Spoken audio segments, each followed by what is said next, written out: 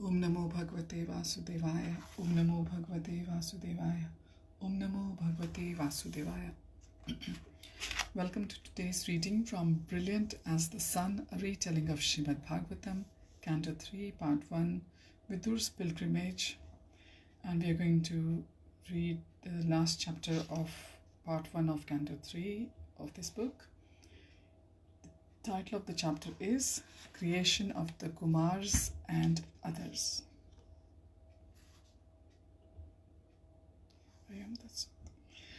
Giving an account of the secondary creation, Maitreya describes how Brahma created the 5 preconditions of material bondage and the 4 principles of liberation.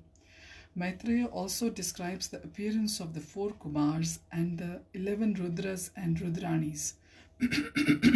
He also describes the birth of Brahma's sage sons, headed by Narad. Maitreya recounts Brahma's indiscretion with his daughter Vak and how Brahma created the Vedas and alphabets from the different parts of his body. Finally, we hear of the appearance of Swayambhu Manu and his wife Shatrupa. The mid-morning sun shone through the branches of the trees where Vidur and Maitreya sat, its bright rays sparkling on the nearby pond. A turtle lay on a nearby rock, its limbs outstretched to enjoy the sun. Spotted deer lowered their antlers as they drank from the far side of the pond.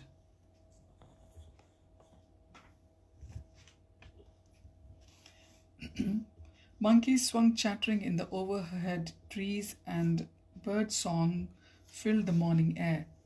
Vidur sat for several minutes taking in the varied beauty of Krishna's creation.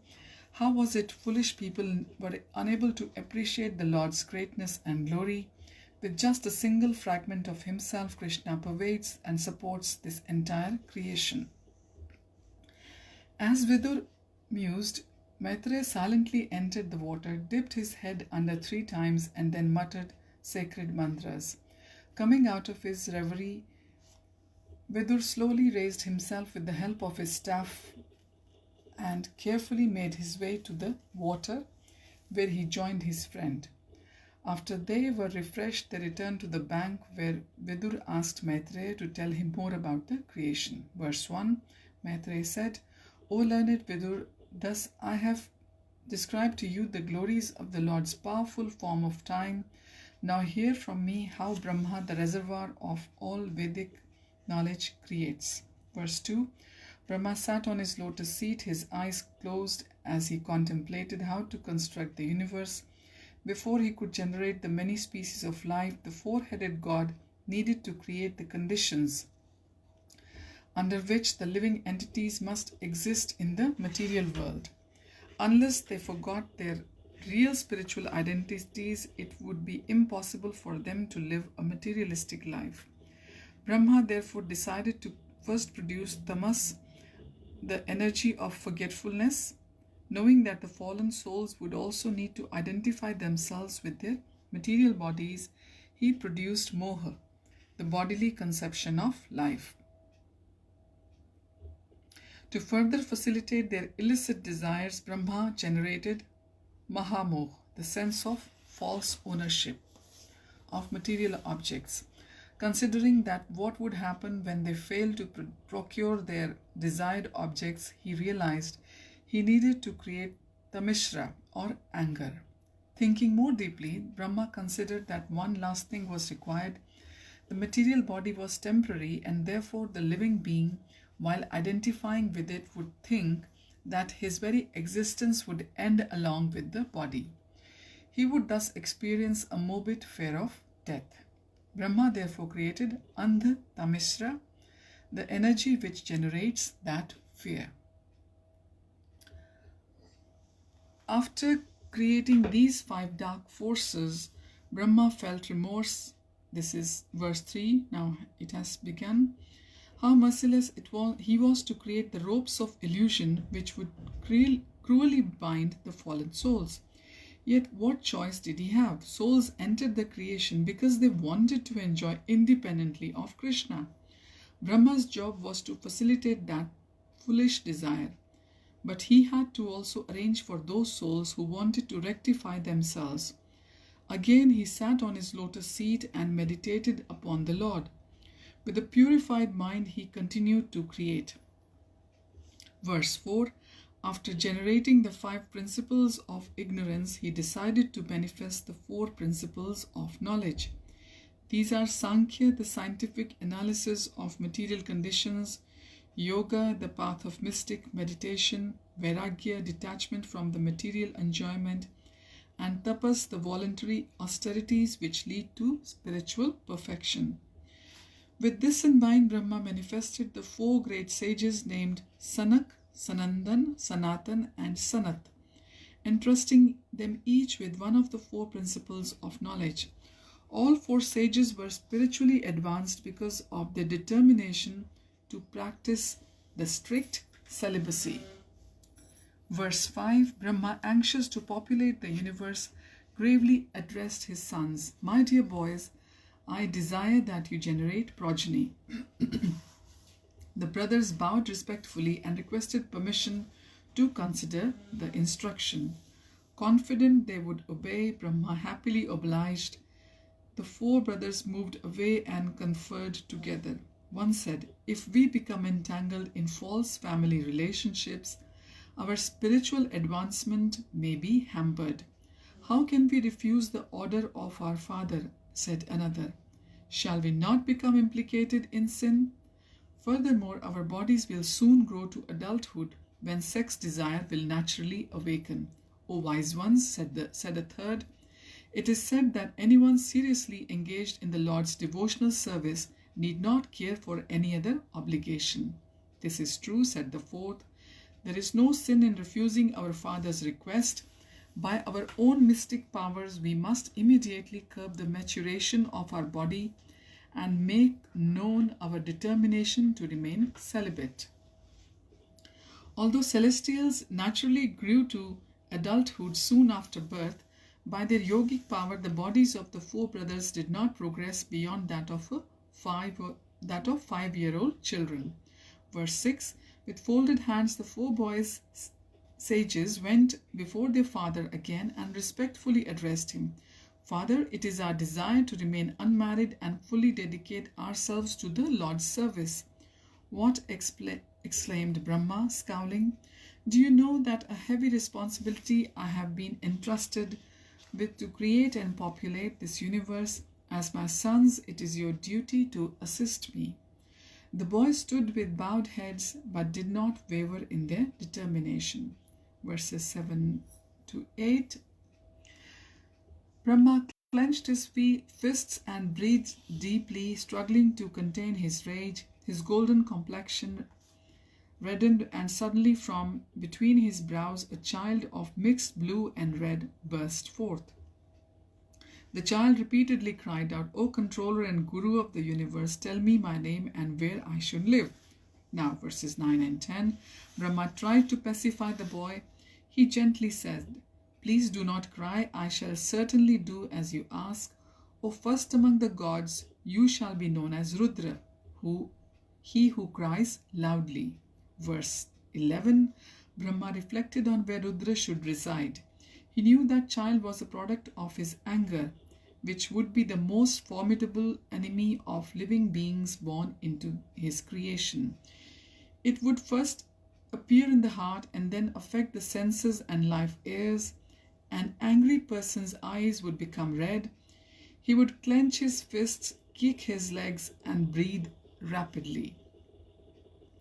Brahma said, "My dear boy, you shall live in the hearts of all living beings and in their senses and life airs."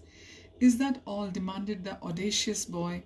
"Must I be constrained in others' bodies?" Brahma was taken aback. He thought quickly. For destruction, nature would need to exhibit a merciless aspect. Violent winds would blow with crashing thunder. The sea would become ferocious. Sometimes the sun would blaze fiercely and fires would rage over the earth's surface. At other times, the moon would create extreme cold.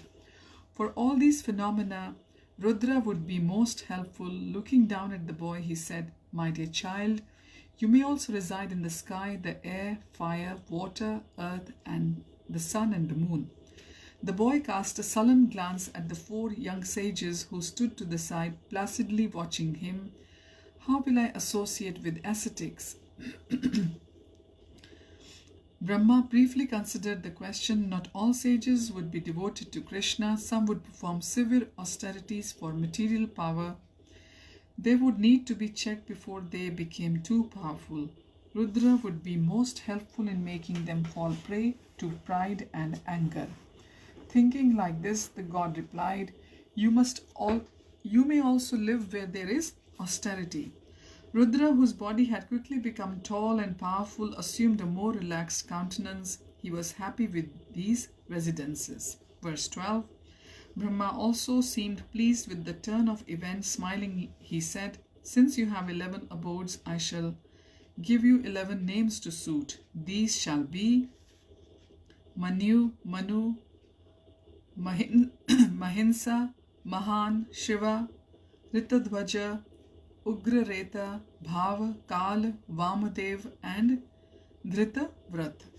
With a mere wave of Brahma's hands, Rudra's powerful body expanded into 11 replicas of himself. Each looked restlessly at the other, unsure what to do.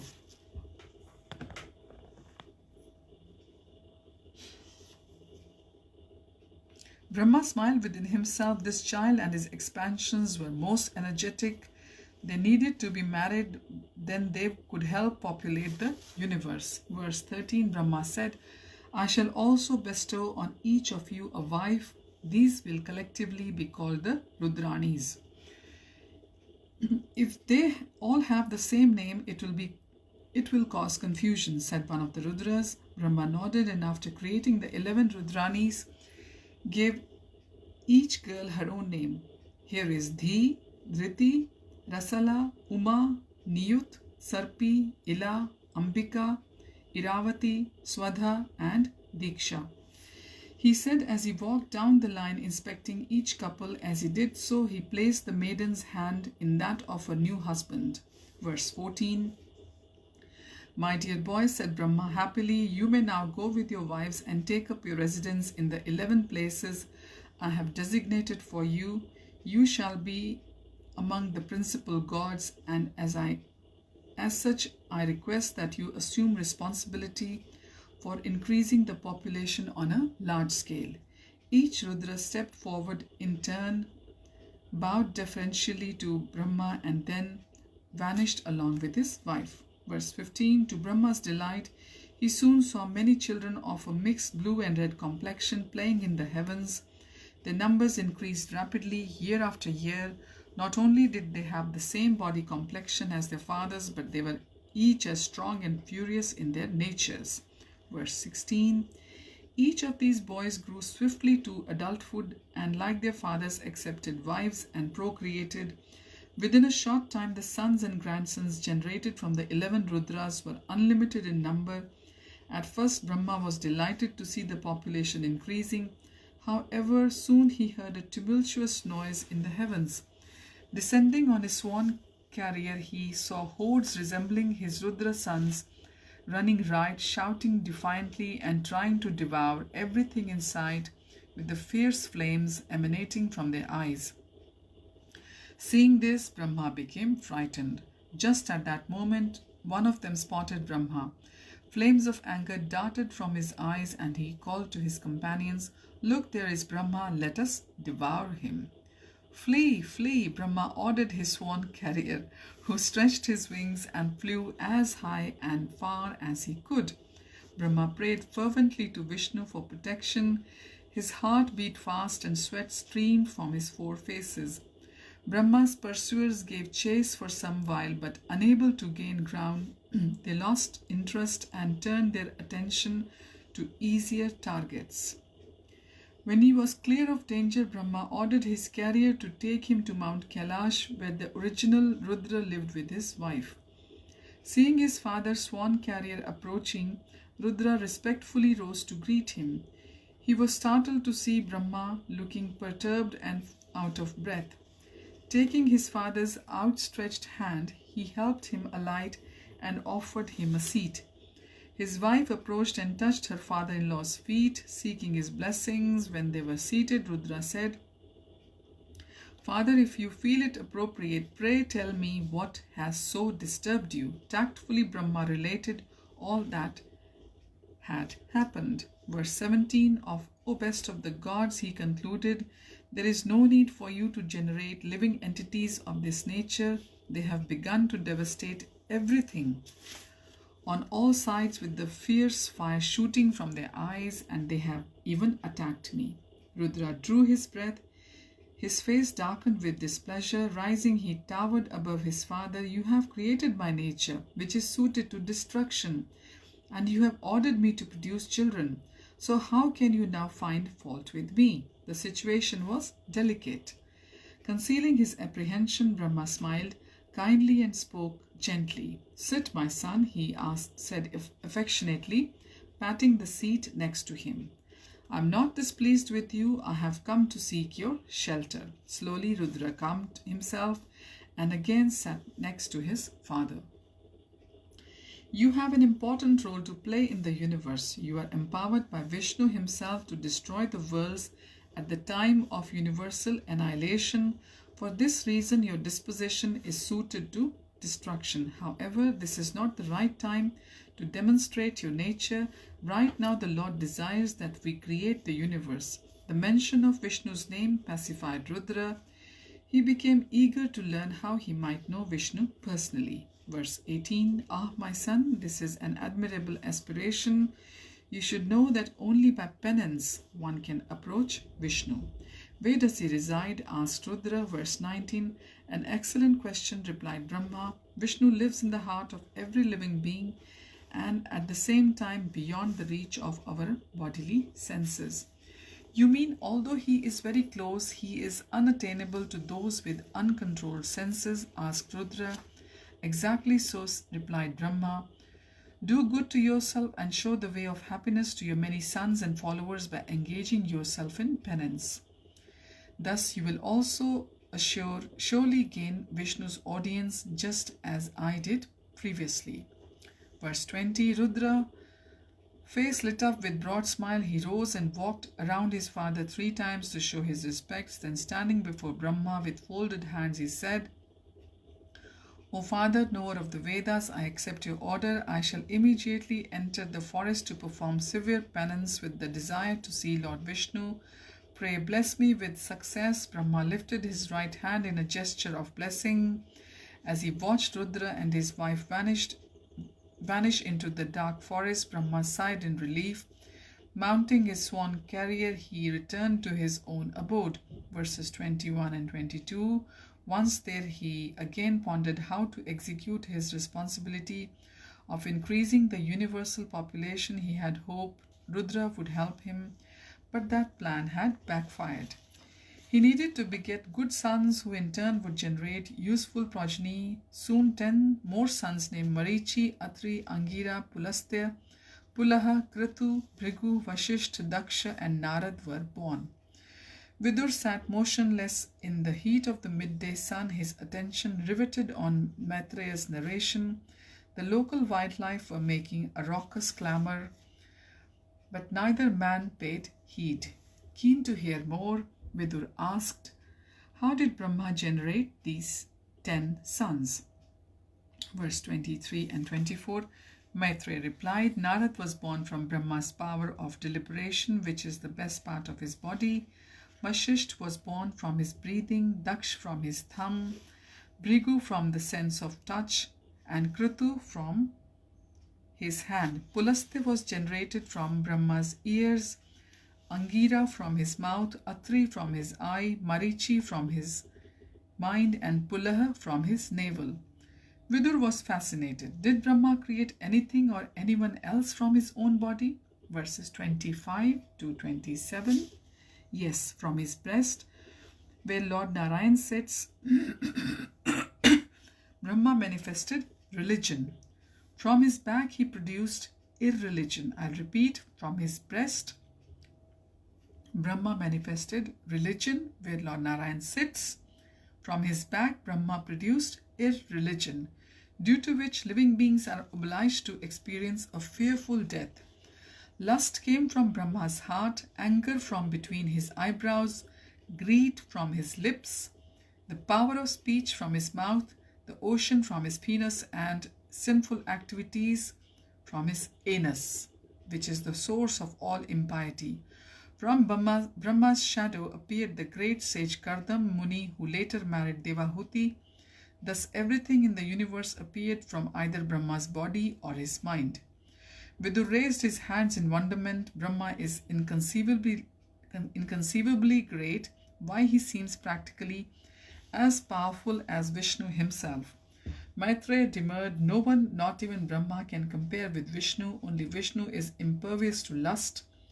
Vidur was doubtful. Brahma is the embodiment of Vedic knowledge. Surely lust cannot influence him. Maitreya looked away, not wanting to catch Vidur's eye. Even the learned cannot always control lust. With a look of incredulity, Vidur exclaimed, "Are you keeping something from me, wise one?" Verses 28 to 29 now. Dear Vidur, I have heard something I do not like to repeat out of fear of committing an offense. I tell you now only to instruct you about the power of lust.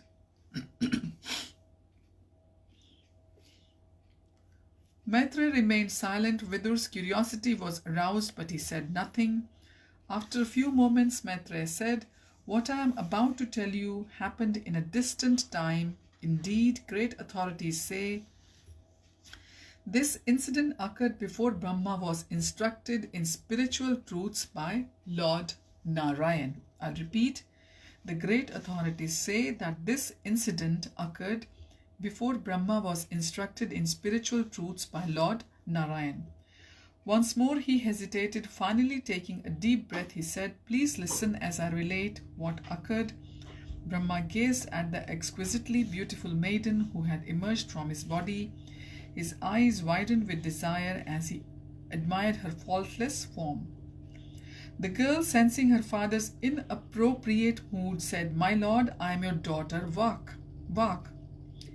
How is that you are conjugally attracted to me?" Brahma breathed heavily. He moved toward Vak, who transformed herself into a hind and quickly fled. Taking the form of a stag, Brahma gave chase. Some of his sons, headed by Marichi, were nearby and saw what was happening. They looked at one another in surprise. Surely their great father could not be victimized by lust. Was he trying to teach them about the danger of mixing freely with the opposite sex? Verse 30. By their mystic power, Brahma's sage sons rose into the sky and quickly followed their father. Seeing them looking down on him from the sky, Brahma felt ashamed and gave up the chase, changing back into his own form. With utmost respect, Marichi approached him and said, "O father, this act in which you were endeavoring to implicate yourself was never attempted by any other Brahma or by anyone else, nor by you in previous kalpas, nor will anyone dare to attempt it in the future. You are the supreme being in the universe, so how is it you wish to have sex with your daughter and cannot control your desires?"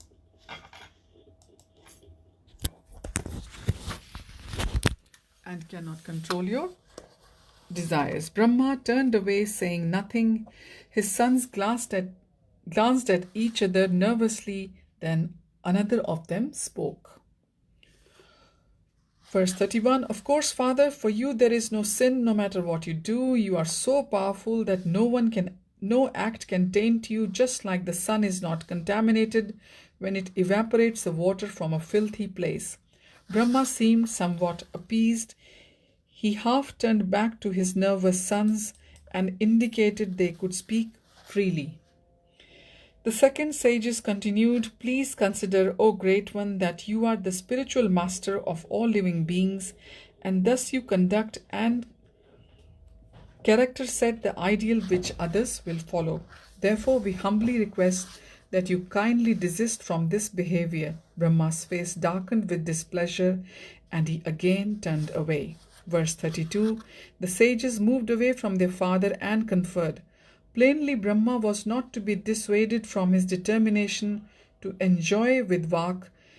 They knew that Vishnu was their only resort. Bowing their heads and folding their hands, they prayed. We offer our respectful obeisances to the Supreme Lord Vishnu, who has produced this universe from his own effulgence and situated it within his own body. May he protect religion for the good of all. Verse 33, hearing his son's sincere prayer, Brahma's heart changed. A sense of remorse overcame him, and he cast off his previous disposition. The lusty temperament that Brahma shed appeared like a thick fog which cast everything into darkness. So we'll continue from here onward next time. These were some really powerful narrations by Maitreya to Vidur, even though Maitreya said that he had vowed not to repeat these to anyone so as to not cause any offenses. But to explain Vidur's genuine curiosity and his sincere mood, he had to repeat this incident in a very, I would say, tactful and diplomatic way. So this is it. We have to learn from these narrations. There's so much to learn. So we'll continue in our next reading. Thank you for joining. Hari Om Tat Sat. Hare Krishna.